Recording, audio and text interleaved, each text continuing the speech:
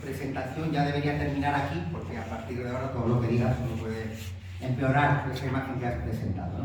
Bueno, yo voy a intentar centrarme en lo que pone el título, ¿no? Fondos de private equity haciendo negocio con las personas mayores. Lo primero, ¿por qué he puesto ese término horrible, private equity?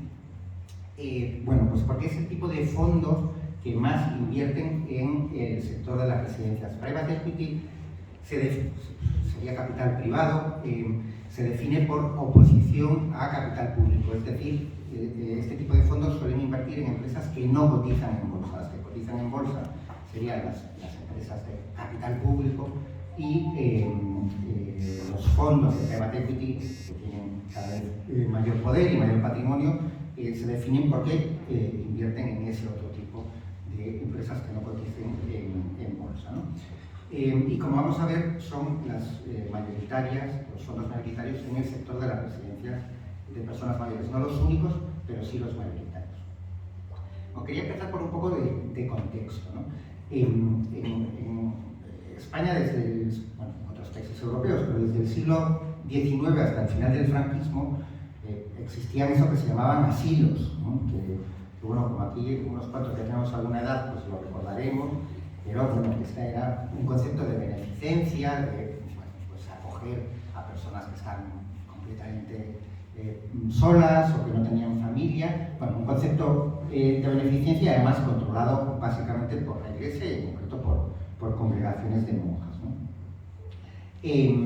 Eso cambia cuando llega la democracia, se cambia lentamente para empezar, se empieza a crear el estado de bienestar y sobre todo en los años 80 se construyen bastantes residencias públicas y de gestión pública. A esto se le da un frenazo al principio de los 90, bueno, recordaréis la crisis del 93 sobre todo, pero como pongo ahí, en 1988 prácticamente la inversión de dinero público para residencias, grupos de residencias privadas era mínimo, insignificante realmente. Y hoy supera los 2.000 millones de euros anuales. Ese es el salto que hemos dado en algo más de 3 décadas en cuanto a transferencia de dinero público al sector privado, ¿no? Esa transferencia, como ahí, en el sector de la residencia se produce básicamente a través de dos vías. Lo que se llama la concertación de plazas, que es que la administración compra una serie de plazas en una residencia concreta y luego envía allí a personas a las que se haya reconocido el derecho a recibir la asistencia residencial. Esta vía se puso en marcha por primera vez en el año 89 en España, y la concesión de la gestión integral de las residencias, que es eso que en términos administrativos se llama gestión indirecta, que es que formalmente, vamos, la residencia no formalmente, la residencia pertenece a una administración pública la titularidad, pero su gestión es privada, la gestión del centro completo. Esto, la primera vez que se puso en marcha fue en el año 93, luego fue avanzando, bueno, pues lentamente, y en las últimas 2 décadas ya de forma más acelerada, ¿no? Y, como pongo ahí, el proceso de mercantilización de los cuidados de los mayores se aceleró en la última década muchísimo con el aterrizaje en España de los fondos de preventa. Bueno, voy a plantear una serie de preguntas y a ver si soy capaz de darles respuesta.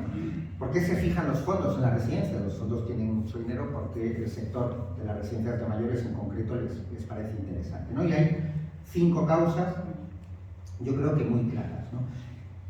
La primera, que es una buena, algo bueno que ocurrió, con todos los matices, que fue la aprobación de la ley de dependencia. Desde el punto de vista de los fondos, eso garantiza mayor financiación pública para el sector privado. Yo creo, obviamente, que la ley de dependencia fue positiva, fue el reconocimiento de un derecho subjetivo.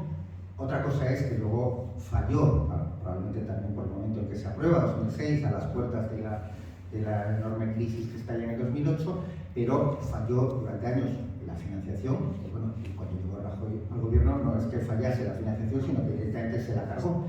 Yo creo que es algo inaudito, y hablando de la guerra cultural, en las elecciones que gana por mayoría absoluta Rajoy en el 2011, concede una entrevista 4 días antes de las elecciones al país, que el titular era "La ley de dependencia no es sostenible", ¿no? O sea, es asombroso la conciencia que tenían de que eso no les iba a afectar, que alguien 4 días antes de votar le dice a los ciudadanos que se va a cargar parte de los derechos que tienen porque la ley de dependencia no es sostenible. Bueno, pues esto ocurrió en nuestro país. Segunda razón, el envejecimiento de la población. También es algo positivo en general que vivamos más años, casi todos es positivo que vivamos más años, algunos no pasaba nada porque vivieran menos, pero bueno, la mayoría sí. Y por lo tanto, desde el punto de vista de los fondos, eso es demanda asegurada, ¿no? Lógicamente. España lleva años que está entre el primer lugar, segundo, tercero, de mayor esperanza de vida del mundo, con lo cual eso es también positivo desde el punto de vista de los fondos. Tercero, un sector muy atomizado. Esto para los fondos también es bueno porque como los fondos realizan inversiones, pero por contrato, con quienes ponen el dinero, inversiones temporales. Una inversión temporal de no más de 10 años. Bueno, cuando hablo de fondos hablo siempre de esto, de private equity, en el que los 2 primeros años es la captación de recursos. Una vez que tienen los recursos, que los inversores les pueden poner condiciones, por ejemplo, los recursos que te vamos a dar solo los puedes utilizar para comprar vivienda en Europa, bueno, lo que sea, que ponen una serie de condiciones.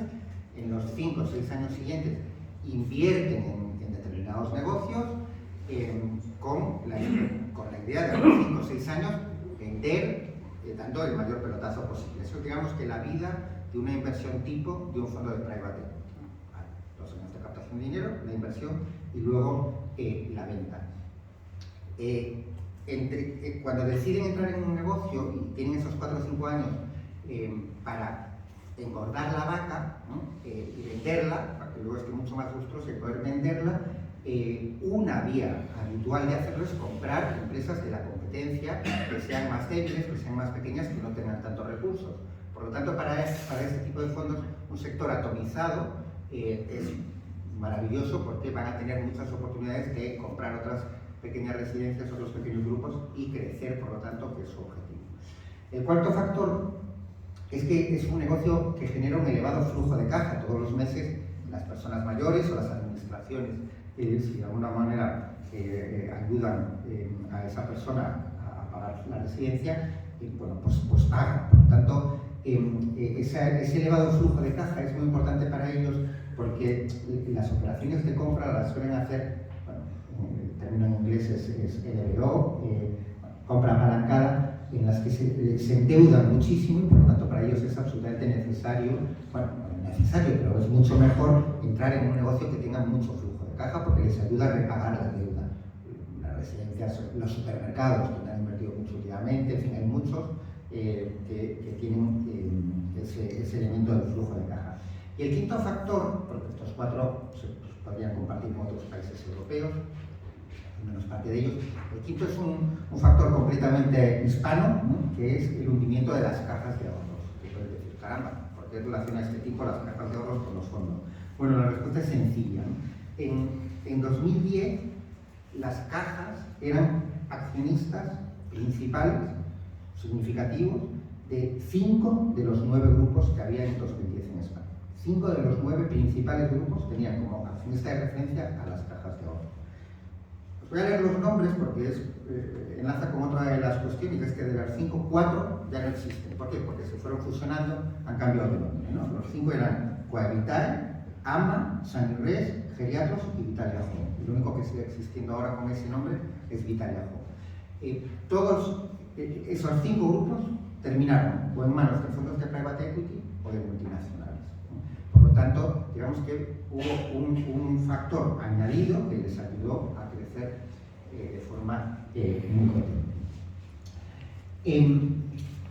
Yo analicé con detalle, quiero decir, la propiedad de las 5.300 residencias que había en España cuando llegó la pandemia, porque lógicamente no voy a entrar en eso, lo sabéis, la brutalidad que ocurrió con la pandemia en la primera ola en las residencias de mayores, y entonces bueno, pues analicé la propiedad de las 5.300 y pico residencias que había operativas en ese momento, ¿no?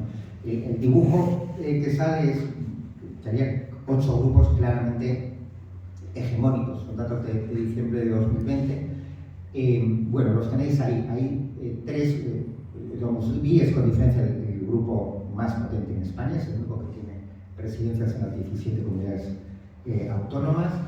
Y bueno, voy poniendo quién es el accionista principal. Domusvi, el fondo de private equity. Orpea, que es el grupo principal en Madrid, ¿no? En la Comunidad de Madrid. He puesto ahí un asterisco porque hace un par de meses. El accionista principal era un fondo de pensiones canadiense, no un fondo de private equity, pero ha intervenido el Estado francés porque si no quebraba, y ahora el principal accionista son entidades públicas francesas, aunque entidades públicas no significa que vaya a cambiar la gestión y vaya a ser pública, no tiene pinta que eso ocurra, pero bueno, ese es el motivo del asterisco. Bueno, Vallesol, Modesto Álvarez, ligado a una de las principales empresas aseguradoras de España, Vitalia Home, también un fondo de private equity, Sanitas, que depende de una entidad sin ánimo de lucro, pero bueno, esto en el Reino Unido si les preguntas te explican en qué sentido Bupa tiene ánimo de lucro o no. Amavir, una de las familias más ricas de Francia, la familia Mounier, Colisée, fondo de private equity también, y Clece, de Florentino Pérez, no requiere presentación. Bien, estas son las camas que controlaban, entre estos y los 15 grupos siguientes, controlaban más del 25% del total de camas del sector residencial. Las cifras ahora son mucho mayores, porque en estos 2 años y medio, la mayor parte de las residencias que se han abierto en España pertenecen a los grandes grupos, porque obviamente estamos en ese proceso en el que seguimos de concentración del sector. No significa otra cosa que los que tienen más dinero compran a los más pequeños, ¿no? Bien, vivir de los impuestos y no pagar impuestos. Los fondos de private equity, como comentaba, realizan inversiones temporales. Se trata de un negocio con un fuerte componente financiero, ¿no? por esas operaciones de endeudamiento, de apalancamiento. Bueno, como es obvio, las ratios que preocupan a los gestores de los fondos, que no los dueños, porque una cosa son los gestores del fondo y otra los dueños que realmente ponen el dinero. Los gestores de los fondos suelen tener un 1 o 2%, una pequeña cantidad también, o sea, son pequeños accionistas, pero básicamente ellos gestionan, y su salario, su remuneración está muy ligada al beneficio final que se obtenga en las operaciones. Por lo tanto, su objetivo principal de los gestores es dar el mayor pelotazo posible. Como en términos financieros, sus intereses están completamente alineados con los de los accionistas, que también es ganar el máximo dinero posible, ¿no? Entonces, bueno, esto no es que lo diga yo, pero las ratios que le preocupan obviamente no son las de personal, que son las ratios que más deberían preocupar en una residencia, sino pues, las tasas internas de rentabilidad, los beneficios por acción. Pero eso no es que lo diga yo, se puede comprobar entrando en la página web de cualquiera de esos fondos que tengan inversión en residencias, y se ve de qué presumen, y obviamente presumen de eso, de que han dado un pelotazo X, o que la tasa de retorno o la tasa de beneficio para los accionistas es muy alta. En la mayor parte de los casos crean estructuras societarias complejas que acaban en paraísos fiscales. La que figura ahí era la estructura que tenía Domusvi en el año 2020. Ahora han cambiado parte de las empresas porque hubo una operación de ampliación de capital muy potente, con lo cual es todavía un pelín más compleja, pero lo que veis en esa estructura es que desde la empresa, lo que está aquí en la base, ¿no? La empresa es la persona mayor, ¿no? Que está en una residencia concreta, hasta la sociedad que aparece en la matriz, que estaba en las Islas Jersey, hay hasta 10 niveles societarios. O sea, una empresa que tiene como dueña otra, que tiene como dueña otra, que tiene como dueña otra, así, hasta 10 niveles, pasando por 4 países. Bueno, 4 países, empezamos en España, salta a Francia, donde hay empresas en Francia, hasta 3 niveles en Francia, luego saltaba a Luxemburgo. No voy a entrar en esto, pero Luxemburgo es clave para ellos, para todas las operaciones, para ellos estos tipos de fondos, todas las operaciones de elusión, cuando no evasión fiscal, y bueno, terminaba en las Islas Jersey. Bueno, para simplemente montar esta estructura, entenderéis el coste que tiene y por lo tanto los beneficios que sacan al montar estas estructuras, ¿no? Los 8 grandes grupos que hemos visto son los más dependientes del dinero público, es decir, una parte muy significativa de sus ingresos proceden del dinero público. Por poner un ejemplo, Domusvi tenía en ese momento 139 residencias en toda España. pues solo 15 de las 139 eran completamente privadas. Todas las demás tenían algún tipo de ingresos públicos. Y si fuésemos completamente precisos, esas 15 también seguro que tenían parte de ingresos públicos, porque yo os he mencionado las dos grandes vías de obtención o de transferencia de dinero público a los fondos, a la residencia, a los grupos privados.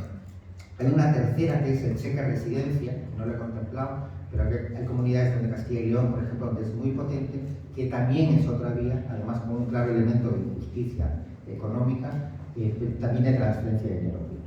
Pero bueno, el ejemplo simplemente quedándome ahí, de 139 solo 15 tenían plazas completamente privadas no financiadas con dinero público.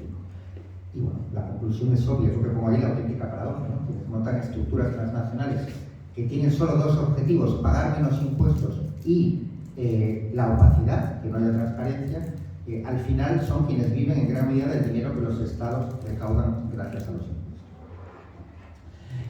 Bueno, esto para mí es una parte clave, ¿no? Lo que llamo el estado ausente.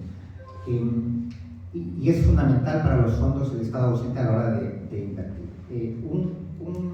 Una administración podría hacer cuatro cosas, cuatro actividades en el sector de las residencias de personas mayores y en otros sectores, en otros servicios sociales, sin ninguna duda. El obvio es dar el servicio, que la gestión sea pública, ¿no? Bueno, la realidad, con independencia que los que estamos aquí probablemente defendamos que sea pública, pero la realidad es que el 89% de los centros en España son de gestión privada. Por lo tanto, es un hecho de gestión. La titularidad es un poco menor, pero por esas 750 residencias que hay de titularidad pública, pero gestión privada. Bueno, por lo tanto, es un hecho que las administraciones han renunciado a la primera actuación, a la primera actividad que podían hacer, que es prestar el servicio. Pero hay otras tres tipos de medidas, otras tres actuaciones a las que no pueden renunciar. La legislación, de momento por fortuna, la legislación sigue dependiendo de órganos públicos, no hay legislaciones privadas, como en la Edad Media, y por lo tanto podemos exigir que haya legislaciones exigentes.